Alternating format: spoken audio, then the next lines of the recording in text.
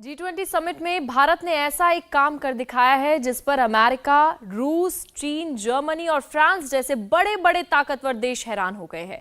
पूरी दुनिया ये मानकर चल रही थी कि यूक्रेन युद्ध की वजह से G20 के लीडर्स जॉइंट डिक्लेरेशन पर राजी नहीं होंगे, क्योंकि इस मामले में रूस, चीन और अमेरिका, यूरोप ने अड़ियल रुख अपनाया हुआ था। लेकिन करीब 200 घंटे तक दुनिया भर के डिप्लोमेट्स के साथ बातचीत करके 300 बायलैटरल मीटिंग करके भारत ने ऐसा फॉर्मूला निकाला जिस पर एक दूसरे के दुश्मन अमेरिका और रूस दोनों राजी हो गए। 83 पैराग्राफ वाले जॉइंट डेली डिक्लेरेशन में 8 पैराग्राफ ऐसे हैं जिनसे दुनिया में शांति और खुशहाली का रास्ता निकलता है, और ये रास्ता प्रधानमंत्री नरेंद्र मोदी ने ही निकाला है। भारत से 5000 किलोमीटर दूर 21वीं सदी का सबसे भयानक युद्ध चल रहा है। इस युद्ध में एक तरफ है दुनिया में सबसे ज्यादा एटमी हथियारों से लैस रूस, जिसके पास 6000 से ज्यादा न्यूक्लियर बम है। वहीं इस युद्ध के दूसरे मोर्चे पर है यूक्रेन। लेकिन युद्ध में यूक्रेन अकेला नहीं है।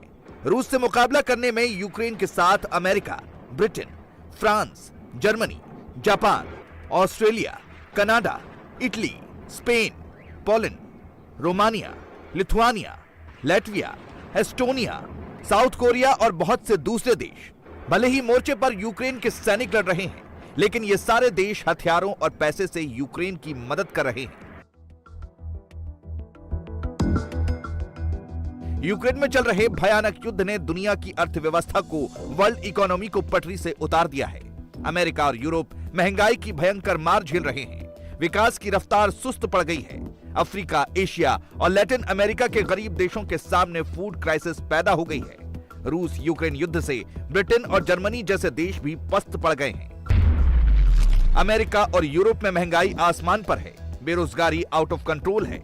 इकोनॉमी की ग्रोथ धीमी पड़ गई है। रूस से लड़ते लड़ते हथियारों का खजाना खाली हो रहा है। अनाज की किल्लत हो गई है। रूस यूक्रेन युद्ध से बड़े बड़े पावरफुल देशों का हाल कितना बुरा है, इसको समझना हो तो ब्रिटेन के प्रधानमंत्री ऋषि की बात सुनिए। इस सम्मेलन में खास तौर से यूक्रेन में रूस के अवैध युद्ध का मसला उठाया और दुनिया की फूड सिक्योरिटी पर इसके असर पर बातचीत की। मैं इस बात को रखने के लिए खास तौर से उत्सुक था, क्योंकि खाने पीने के सामान की कीमतें सिर्फ ब्रिटेन में ही नहीं, पूरी दुनिया में बढ़ गई। इससे कमजोर तबके के करोड़ों लोगों पर बुरा असर पड़ रहा है। कुछ महीने पहले रूस ने अनाज के समझौते से हाथ खींच लिया था। उसके बाद से तो खाद्य पदार्थों की कीमतें और बढ़ गई हैं।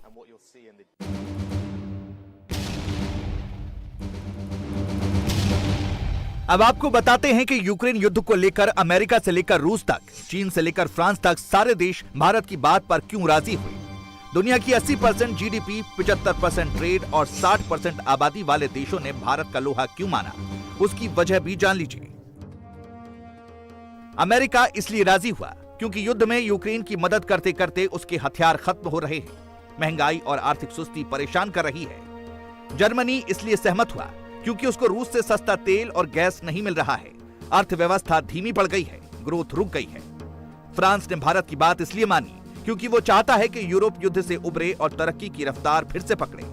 ब्रिटेन भी भारत के प्रस्ताव पर सहमत हुआ क्योंकि वो भी आर्थिक मुसीबतों से जूझ रहा है, अनाज की कमी से परेशान है। चीन दुनिया से अलग थलग नहीं होना चाहता था, इसलिए उसने भी भारत की बात मान ली। रूस के लिए घोषणा पत्र में सम्मानजनक रास्ता निकाला गया था, इसलिए रूस भी इस पर सहमत हो गया।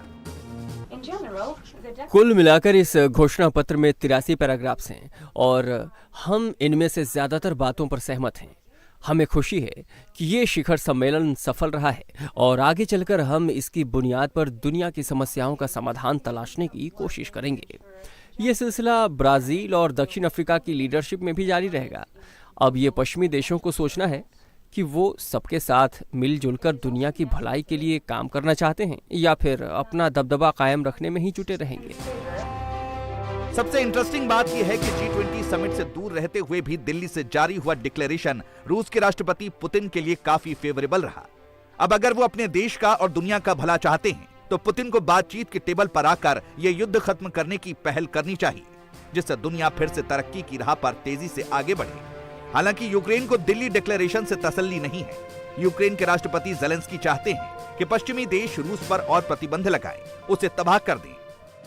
I said, you see that your budget pays for the missile. देखिए, आप अपनी जेब से हमारी सुरक्षा के लिए पैसे खर्च कर रहे हैं। एक एक मिसाइल 2-3 लाख डॉलर से लेकर 20-30 लाख डॉलर की पड़ती है। वहीं रूस जिस तरह के रॉकेट और मिसाइल इस्तेमाल करता है वो 2-3 हजार डॉलर की पड़ती है। तो ये तो पागलपन जैसा ही है ना। रूस जहां 2-3 हजार डॉलर की मिसाइल से हमला करता है तो आप हमारी रक्षा के लिए और उसकी मिसाइल तबाह करने के लिए 3 लाख डॉलर की मिसाइल हमें देते हैं।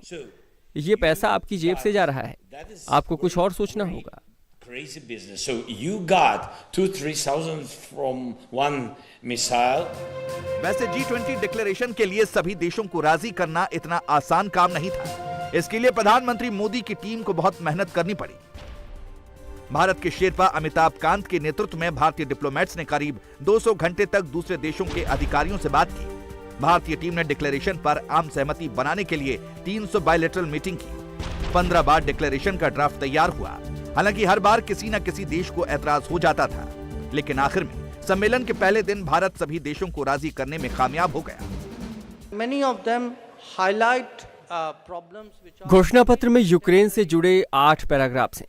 उनमें से कई पैराग्राफ्स ऐसे हैं जो आज के दौर की अहम चुनौतियों को उजागर करते हैं, जैसे कि इस्तांबुल समझौते का जिक्र है, अनाज और फर्टिलाइजर को बिना बाधा के दुनिया तक पहुंचाने का मसला है, असैनिक ढांचे पर हमले का मसला भी इसमें शामिल है। तो मुझे लगता है कि इन मुद्दों पर कोई वैचारिक स्टैंड लेने से बचना चाहिए। 1 साल पहले जो हालात थे उसमें बाली का घोषणा पत्र आया था। दिल्ली का घोषणा पत्र आज के हालात को बखूबी रेखांकित करता है।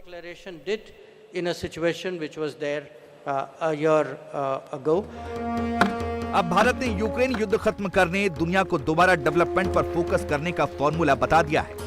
अब बारी दुनिया की है कि वो भारत के बताए रास्ते पर चलते हुए तरक्की और खुशहाली को चुनता है या फिर टकराव से तबाही का रास्ता।